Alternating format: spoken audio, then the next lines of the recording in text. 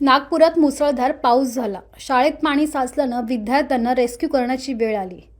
मात्र प्रशासनानं अतिशय चांगलं काम केल्याचं मुख्यमंत्री देवेंद्र फडणवीस म्हणाले. तर त्यांनी काँग्रेस नेते राहुल गांधींवर जोरदार निशाणा साधलाय. पाहूया. मुळामध्ये काल जवळपास 186 मिलीमीटर पाऊस हा एका दिवसामध्ये नागपूरमध्ये पडला, पण त्यातलाही जवळपास 110 मिलीमीटर पाऊस हा 1 ते सव्वा तासाच्या अंतरात पडला. त्यामुळे अनप्रेसिडेंटेड अशा पद्धतीचा हा पाऊस होता आणि तोही जशी ढगफुटी होते तसा काही भागातच झाला. त्यामुळे त्या भागातले जे काही सखल एरिया होते किंवा लो लाईंग एरियाज होते त्या एरियामध्ये मोठ्या प्रमाणात पाणी शिरलं. विशेषतः 3 शाळांमध्ये त्या ठिकाणी रेस्क्यू ऑपरेशन चालवावं लागलं आणि सर्व मुलांना, जवळपास 450 मुलांना बाहेर काढावं लागलं. प्रशासनाने अतिशय चांगलं काम केलं. काही ठिकाणी बोटी वापरल्या, काही ठिकाणी रोप वापरले आणि जे काही रेस्क्यू करायचं होतं ते अतिशय वेगाने सगळ्यांना रेस्क्यू केलं. त्यामुळे कुठलीही हानी त्या ठिकाणी झाली नाही. पण निश्चितपणे लोकांच्या घरामध्ये पाणी शिरल्यामुळे किंवा काही ठिकाणी मोठ्या प्रमाणात पाणी जमा झाल्यामुळे काही काळापर्यंत जनजीवन विस्कळीत होतं. पाणी निघून देखील लवकर गेलं. अजूनही काही भागांमध्ये पाणी आहेच, त्याच्यावर कारवाई चाललेली आहे. आजही काल जे काही आपल्याला अलर्ट दिले होते त्यात ऑरेंज अलर्ट नागपूरला दिलेला आणि संध्याकाळनंतर कदाचित पाऊस 5 वाजेनंतर मोठ्या प्रमाणात येईल अशी अपेक्षा आहे. प्रशासनाशी माझी चर्चा झाली आहे. प्रशासन पूर्णपणे तयारीत आहे. पण आता हे वेदर इव्हेंट्स मात्र सगळे चिंताजनक आहेत. आपण बघतोय पालघरला आपण बघितलं, नागपूरला आपण बघितलं, मध्ये रायगड जिल्ह्यात आपण बघितलं, नाशिकला आपण बघितलं की 15 दिवसाचा, महिन्याभराचा पाऊस हा एका दिवसात येऊन राहिलेला आणि त्याच्यामुळे त्याची इंटेन्सिटी इतकी आहे की आपल्या त्याला ड्रेन करण्याच्या नॅचरल सिस्टीम्स देखील त्या ठिकाणी इतक्या प्रभावी नाहीत की ज्या महिन्याभराचा पाऊस जर 1 दिवसात आणि 1.5 दिवसात आला तर त्यातनं अनेक फ्लॅश फ्लड्स जे आहेत ते तयार होत आहेत. त्यामुळे याचाही थोडा विचार हा भविष्याच्या दृष्टीने करावा लागेल. नागरिकांचा जो रोष आहे तो पालिकेच्या विकास कामांना घेऊन आहे. सिमेंट रस्ते असेल किंवा ड्रेनेज सिस्टीम असेल, समन्वयाचा अभाव आणि विकास काही ठिकाणी हे देखील सत्य आहे की कामं चाललेली आहेत, ती अर्धवट आहेत, त्याच्यामुळे त्या ठिकाणी पाणी थांबलं. पण सरसकट असं नाही आहे. कारण मी जसा उल्लेख केला की जर 1 ते सव्वा तासामध्ये 110 मिलीमीटर पाऊस पडेल तर कुठलीच सिस्टीम एवढ्या पावसाकरता डिझाईन नसते. आपण सिस्टीम डिझाईन करताना गेल्या 20-25 वर्षातला जो डेटा आहे त्या डेटातला जो अधिकतम पाऊस आहे त्याच्यात 10% जास्त अशा पद्धतीनं ती सिस्टीम डिझाईन होते. परंतु जर इतका पाऊस एकत्रित आला तर त्यातनं काही डिस्ट्रप्शन्स होतात. पण म्हणूनच मी सांगितलं की आता एक प्रकारे अशा प्रकारचे इव्हेंट्स हे सातत्याने होत आहेत आणि राज्यभरात, देशभरात होत आहेत. तर याचाही विचार आपल्याला पुढच्या काळात जरांगे पाटील यांनी राज्यव्यापी आंदोलनाची पुन्हा एकदा अंतिम आंदोलनाची घोषणा केली आहे. मराठा समाजाची सरकारने अन्याय केला आहे. 58 लाख मराठा नोंदणीच्या आधारे तातडीने जात प्रमाणपत्र सादर करण्याची त्यांनी मागणी केली. जात प्रमाणपत्र हे मागितल्यानंतर मिळतं आणि ज्या ज्या लोकांनी जात प्रमाणपत्र मागितले त्यांना ते प्रमाणपत्र मिळालेले आहेत. माझ्या माहितीप्रमाणे पेंडन्सी अतिशय कमी आहे. कोणी मागताय आणि देत नाही अशी परिस्थिती नाही आहे. मला असं वाटतं की फार कमी पेंडन्सी आहे. त्यामुळे जात प्रमाणपत्र दिले जात आहे.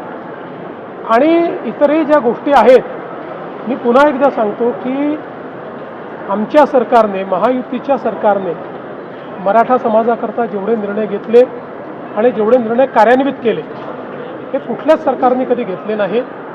अद्यापही कोणाचा काही रोष असेल, कोणाला काही वाटत असेल की हे योग्य होत नाही आहे तर निश्चित त्यातनं मार्ग काढता येईल. त्या सगळ्या गोष्टी आपल्याला बघता येतील आणि त्याला योग्य पद्धतीनं मला असं वाटतं की त्याच्यावर मार्ग काढता येईल.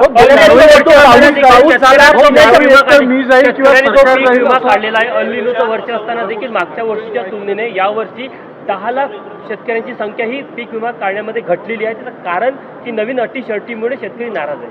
नवीन अटी शर्ती त्याचं कारण नाही आहे. मुळातलं त्याचं कारण असं आहे की आपण 1 रुपयात पीक विमा अशा पद्धतीनं ज्यावेळेस पीक विमा केला त्यावेळी सर्वांनीच तो पीक विमा काढला, पण त्यानंतर आपल्या लक्षात आलं की त्याच्यामध्ये खूप मोठ्या प्रमाणात दुर्दैवाने बोगसगिरी झाली, बीडसारख्या घटना आपल्याला पाहायला मिळाल्या आणि म्हणून मग त्याच्यामध्ये काही सुधारणा आपण केलेल्या आहेत आणि पूर्वीप्रमाणे आता शेतकऱ्यांना त्यांचा जो हिस्सा पूर्वी भरावा लागायचा तो भरावा लागतोय आणि म्हणून ती संख्या थोड़ी कमी है। राहुल गांधी ने संसद में भाषण किया, आरएसएस असली शत्रु है, लोगों को अंधभक्त बनाना चाहता है, अमित शाह ने फायरिंग की ऑर्डर दिया, ऐसा सब आरोप राहुल गांधी का।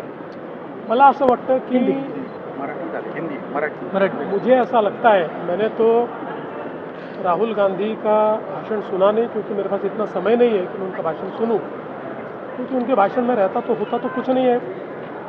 कोई भी विपक्ष का नेता जब बोलता है आरोप जरूर करे, कोई गलत बात हो तो उसके ऊपर ज़रूर बोले, टिप्पणियां भी करे, लेकिन आपने देश के युवाओं के लिए सकारात्मक क्या बोला है? आपने कौन सा सॉल्यूशन दिया है? आपने ऐसी कौन सी बात बताई कि जिसके कारण देश के युवाओं का कल्याण होने वाला है? केवल दिन भर झूठी बातें बोलना, आरोप करना, इससे देश के युवाओं को कुछ मिलने वाला नहीं है। मोदी जी ने देश के युवाओं के बारे में सोचा है, ये नई पद्धति लाई है। मेरा विश्वास है ये बिल पास होगा तो इस नई पद्धति के कारण एक बहुत ही सिक्योर इस प्रकार की परीक्षा पद्धति आएगी और हमारे युवाओं का कल्याण होगा। एफआईआर विड्रॉ करने की मांग सब जगह हो रही है, क्या महाराष्ट्र में जो एफआईआर हुए वो विड्रॉ? महाराष्ट्रामध्ये पोलीस विभागाला आणि गृह विभागाला मी ऑलरेडी सांगितलेलं आहे की या आंदोलनाच्या दरम्यान ज्या काही केसेस झालेल्या आहेत त्या केसेस या परत घेतल्या पाहिजेत। महाराष्ट्रामध्ये पोलिसांनी फार संयमाची भूमिका घेतलेली आहे। साधारणपणे केसेस जर आपण बघितल्या तर मोठ्या प्रमाणात फक्त जमावबंदीच्या केसेस त्या ठिकाणी लागलेल्या आहेत, पण ज्या काही केसेस आहेत त्या परत घेण्याच्या संदर्भातले आदेश मी दिले। गडचिरोली जिल्ह्यामध्ये काही बोगस नक्षलवादी म्हणून पत्रकं वितरित करतात आणि सातत्याने या घटनेमध्ये काही वाढ पाहायला मिळते। मध्यंतरीच्या काळामध्ये नक्षलवाद्यांचे पुन्हा पत्रकं लागलेले दिसले आणि त्यातनं स्पेक्युलेशन्स देखील झाले, पण ज्यावेळी त्याची एक प्रकारे जांच करण्यात आली त्यावेळी असं लक्षात आलं की काही लोकांनी स्वतःच्या हिताकरता आणि स्वतःच्या स्वार्थाकरता काही गोष्टी मिळाव्या म्हणून स्वतःच ही पत्रकं लावली आहेत, त्यांना जेरबंद करण्यात आलं। महाराष्ट्र में ये पूरा आंदोलन बहुत ही रेस्ट्रेंट के साथ हमारी पुलिस ने उसको हैंडल किया है और जो केसेस भी लगी है वो बहुत ही नॉमिनल इस प्रकार की केसेस वहाँ पर लगी है और मैंने कल सुबह ही गृह विभाग के साथ राज्य के डीजी के साथ चर्चा की थी और कल ही आदेश दे दिया था कि इन केसेस को वापस लिया जाए। राहुल गांधी ने प्रहलाद जोशी को दुष्कर्म का रक्षक बताया है। देखिए, राहुल गांधी कुछ भी बोल सकते हैं, लेकिन राहुल गांधी क्या है ये भी भारत जानता है, मोदी सरकार क्या है, प्रहलाद जोशी क्या है ये भी हमारे भारत के लोगों को पता है कि राहुल गांधी एक ही एजेंडा लेकर निकले हैं और वो एजेंडा है अराजकता का। अराजकता के एजेंडे पर वो काम कर रहे हैं। उनको देश से कोई लेन देन नहीं, उनको अराजकता से लेन देन। महाराष्ट्र एकमेव राज्य आहे ज्यांनी स्वतःची टेक्नॉलॉजी विकसित केली आहे मानव वाघ जो संघर्ष आहे तो टाळण्यासाठी।